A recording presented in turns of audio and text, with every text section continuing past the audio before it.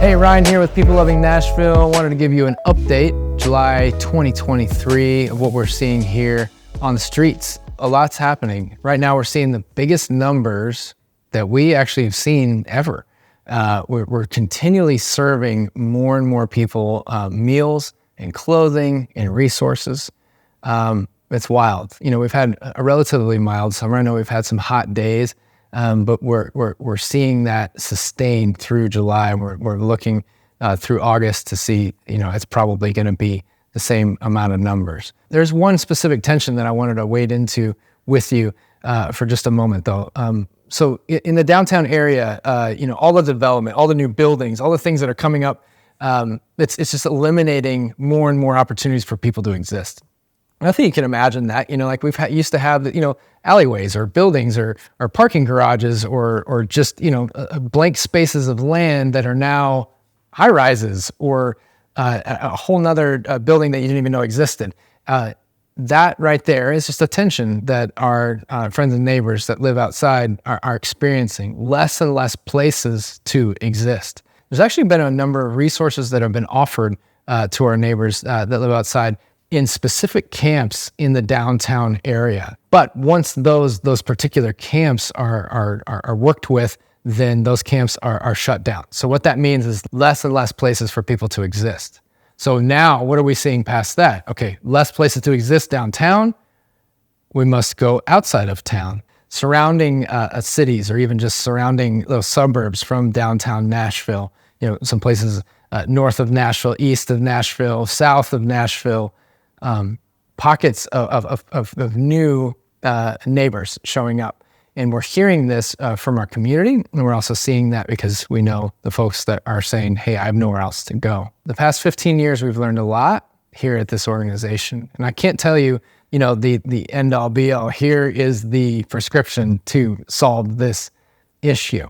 But I do want to wade into that with you, that tension of, oh, wow, there's a whole new neighborhood that has just moved in and I'm not sure what to do with that. So to speak very viscerally, you know, we have reports of folks that are saying like, hey, I'm not sure what to do, maybe even at a stoplight when somebody's asking for money or for food. I'm not sure what to do when I see a new encampment of folks that are living outside in a place that's not meant for human habitation. I don't know what to do with that. And a lot of times I can tell you, I've been confused as well. I'm not sure what to do, but I will tell you a few things that have helped along the way. First, so our organization and just the people that founded at the very beginning, we were all praying people. We were like, all right, so somewhere in the scripture, somewhere in the Bible, it has to be some sort of direction with this.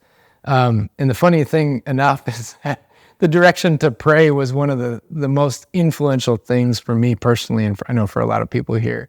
So that's something I'd like to offer you. You know, okay, if you live in a neighborhood or if you're on your commute and you come across somebody and they're asking for money or asking for food, and that's not becoming something that's a surprise to you anymore. That's something that you have to actually count on. Maybe when you're not at that stoplight, maybe before you go there, or maybe even the night before, or, you know, you go on your commute. If you are a praying person, pause and say, hey, God, so I know that this isn't going to be something that's going to surprise me anymore.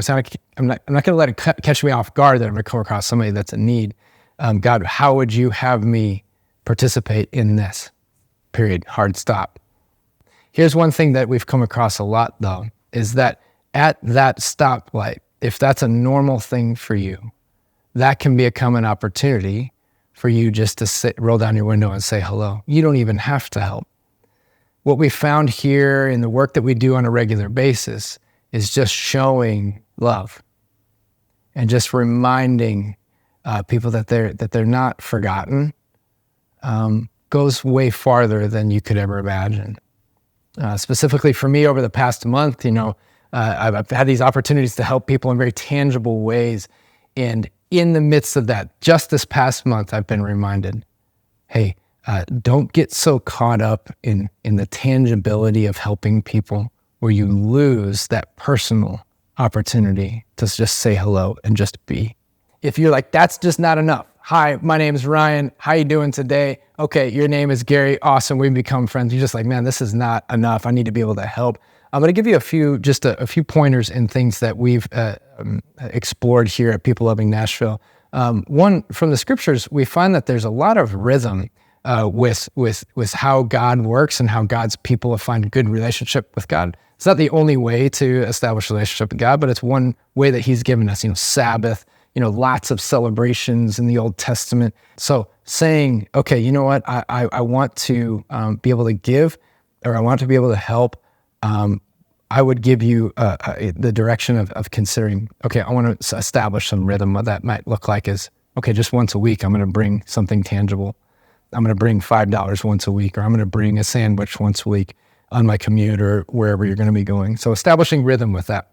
Second thing is measure. So it's like, even before you establish that rhythm, you think, okay, how much do I want to be able to help, and how much can I afford to help? A lot of people I think might find a bit of tension with that, because like, I want to be extravagant, or I want to be really highly generous. And I would advise that in order to be extravagant and highly generous, that some forethought is a good thing. Just think ahead and to say, this is how much I can give, and this is how much I can sustainably give, meaning that I can give this for a very long time. The third thing is it's a little tougher, in that it actually, if you have the opportunity to invite other people into relationship or into helping, that could be just as simple as, hey, on my commute, I've gotten to know this guy named Gary. And you call your mom and say, hey, Mom, will you pray with me about Gary every so often? And then maybe when we catch up on the phone, ask me about how Gary's doing. And then you invite other people into that. And then maybe even mention to Gary, after a few weeks, hey, guess what? My mom's praying for you. Or my mom's thinking of you.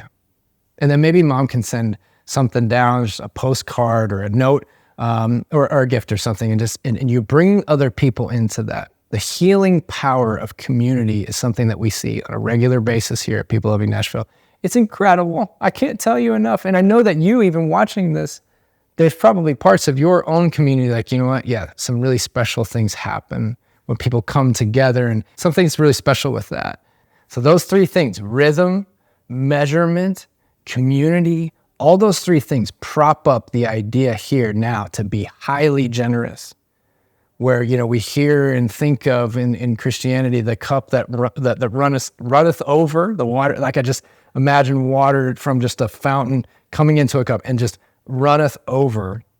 Those three things prop up the opportunity for that cup to runneth over. And just to bring this home, okay, I live in one of these outskirt communities, and I see an encampment, or I see individuals, and this is making me feel uncomfortable. That uncomfortability, I think, is okay. That's not a bad thing. We should be uncomfortable with people that don't have opportunities to exist in a healthy fashion. We should be uncomfortable with that. Now, what to do with that? How we respond? First step: stop, pray, ask God, how would you want me to participate? If you're not a praying person, just stop and think. How do I want to respond to this? How would I want this? How would I want somebody to help me if I were in that position? Reflect, and then act. If this is stirring something up inside you, we love to hear from you, whatever that means. So if you're living in some of these outskirt, just suburbs of Nashville, and you're like, I'm experiencing this, and you have questions, you have thoughts, you have concerns, or you disagree with what the things that I've been saying, we'd love to hear from you. We'd love to learn what's happening in our community, maybe offer whatever we can, and then also learn from our community as well. We have not nailed this. We have not figured everything out, but I will say that, again, that communal part, we want to invite you now, even as you're watching this, to think, hey, you can participate. You can throw some ideas in the comments, hit us up on Instagram or Facebook, email, or just come see us in real life, whatever it might mean for you. We'd love to have this conversation. So grateful that you took the time to hang out with us for a bit, and we look forward to keeping you updated on what's happening in our city.